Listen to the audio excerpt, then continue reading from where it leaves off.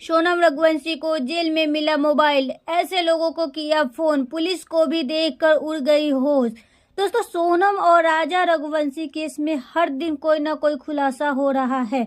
इसी बीच अभी एक ऐसा खुलासा हो गया है कि जिसमें सभी के होश उड़ा दिए गए हैं, क्योंकि ये सिर्फ जेल के अंदर से मोबाइल इस्तेमाल करने का मामला नहीं है, बल्कि जेल के सिस्टम पर सवाल उठाने वाला है। और साथ ही साथ इस मर्डर केस के एक और खतरनाक मोड़ देने वाला राज है। बात करते हैं इस पूरे मामले की शुरुआत से। जिस दिन सोनम को शिलोंग के जेल में शिफ्ट किया गया था, उसी दिन से पुलिस और कोर्ट ने किसी भी प्रकार मीडिया एक्सेस या बाहरी बातचीत से दूर रखा था। मगर अचानक से पता चला कि उसे हफ्ते में एक बार कॉल करने की परमिशन दी गई और उसने 3 कॉल कर भी लिए हैं। अब ये कॉल किससे किए गए हैं, क्यों किए गए हैं, यही इसी केस के सबसे बड़ा पेच बन चुका है। जानकारी के अनुसार सोनम ने सबसे पहले कॉल अपने भाई को की, मगर पुलिस को शक है कि वो कॉल उसके भाई ने नहीं बल्कि किसी और ने रिसीव किया, क्योंकि कॉल का जवाब देने वाला व्यक्ति जो रिकॉर्ड में आया वो उसी नंबर से जुड़ा हुआ जो पहले गाजीपुर से ट्रेस किया गया था। और ये वही गाजीपुर है जहां सोनम पुलिस के हत्थे चढ़ी, यानी जिस ढाबे से सोनम पकड़ी गई वही के लोकेशन अब दोबारा कॉल रिकॉर्ड में आ रही है, जिससे शक और गहरा गया है। ढाबे वाले ने पहले ही बयान दिया था कि सोनम ने ही खाना मंगाया और चुपचाप वहां बैठी रही और बाद में उससे फोन मांगा। उसने कहा कि वह घर पे बताना चाहती है कि वह सुरक्षित है, मगर उसने फोन किससे किया और क्या कहा ये उसने नहीं बताया। ढाबे वाले के अनुसार सोनम काफी घबराई हुई थी और उसकी आंखों में डर के साथ कई राज छुपा हुआ था। अब जब पुलिस ने उस कॉल रिकॉर्ड को फिर से खंगाला तो पता चला कि जेल से की गई कॉल का एक हिस्सा उसी नंबर से मैच की गई, यानी सोनम अब भी उन्हीं लोगों से संपर्क कर रही है जो शायद हत्या में शामिल थे या जिन्हें वो आगे भी एक्टिव रखना चाहती है।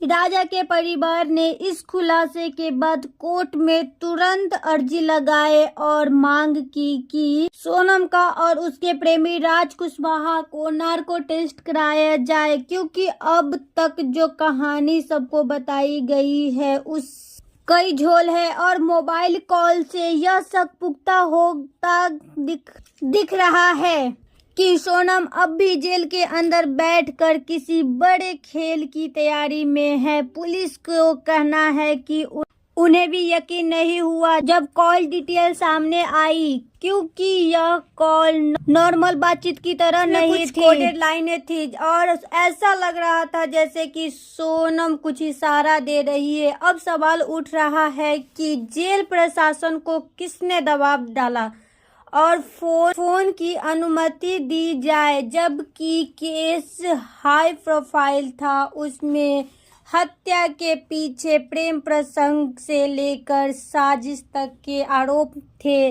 फिर भी जेल अधिकारियों ने ये परमिशन कैसे दी, और अगर दी भी गई तो कॉल की निगरानी क्यों नहीं की गई, यह बात कोर्ट में गंभीरता से उठाई जा रही है। राजा के भाई विपिन ने भी मीडिया से कहा है कि वह इस खुलासे से पूरी तरह से चौंक गए हैं।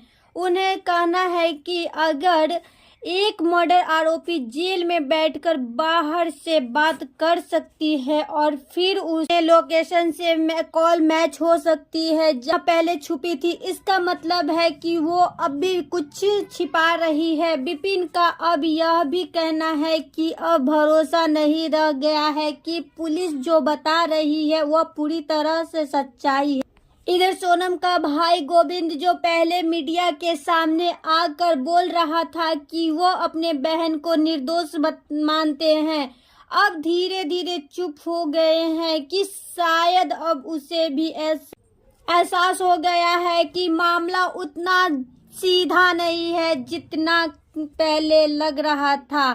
हाल ही में गोविंद ने कहा कि जल्द ही शिलोंग जाकर अपने बहन से मिलना चाहता है, लेकिन उससे यह भी बोला है कि अभी पुलिस की जांच पूरी होने का इंतजार करेगा ताकि वो खुद किसी नतीजे पर पहुंच सके। और उसने यह भी खुलासा किया है कि कुछ वरिष्ठ वकीलों ने उसे सलाह दिया है कि वाकई उसने अपने बहन के लिए मजबूत डिफेंस चाहिए तो किसी अनुभवी और नामी वकील की मदद लेनी होगी। लेकिन गोविंद ने यह भी साफ की कि कोई भी बड़ा फैसला तभी लेंगे जब वह खुद सोनम से जेल में मिलकर उसकी आंखों में देखकर पूरा सच जानेगा। वही दूसरी ओर जेल प्रशासन ने भी जो रिपोर्ट कोर्ट में पेश किया है उसमें लिखा गया है कि सोनम की जो अपने घर वालों से जो कॉल हुई थी वह पूरी तरह से निगरानी में हुई थी और उस बातचीत के बीच कुछ भी संदिग्ध नहीं पाया गया था। लेकिन पुलिस की जांच टीम इस रिपोर्ट को मानने के लिए तैयार नहीं है। इन्वेस्टिगेशन टीम को कहना है कि जो कॉल रिकॉर्ड सामने आया उसमें कुछ बेहद असामान्य चीज पाई गई है, जैसे कि बातचीत के दौरान कई बार सोनम के आवाज बेहद धीमी हो गई, जिससे ऐसा लगा मानो कि वो कुछ छुपाकर बोल रही है।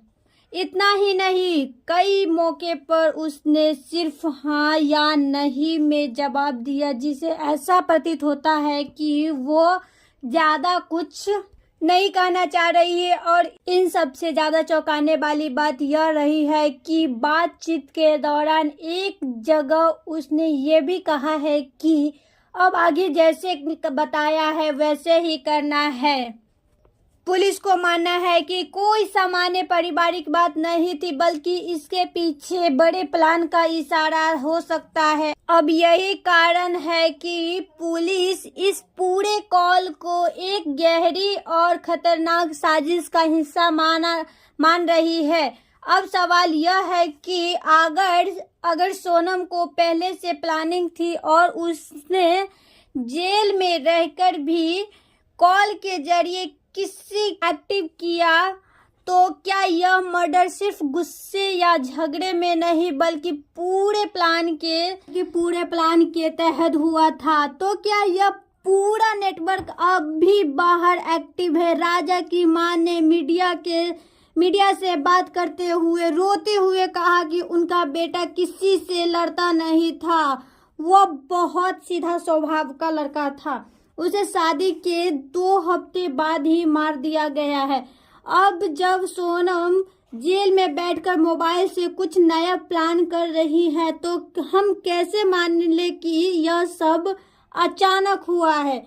आपको बता दें कि जिस वक्त सोनम ने जेल से कॉल किया और जैसा बताया है वैसा ही करना है, उसी वक्त पुलिस को हाथ कुछ ऐसे चैट्स भी लगे जो उसने शादी से ठीक पहले और शिलोंग जाने से पहले तक किसी ऐसे नंबर पे भेजे थे जो अब तक केस में सामने नहीं आया था।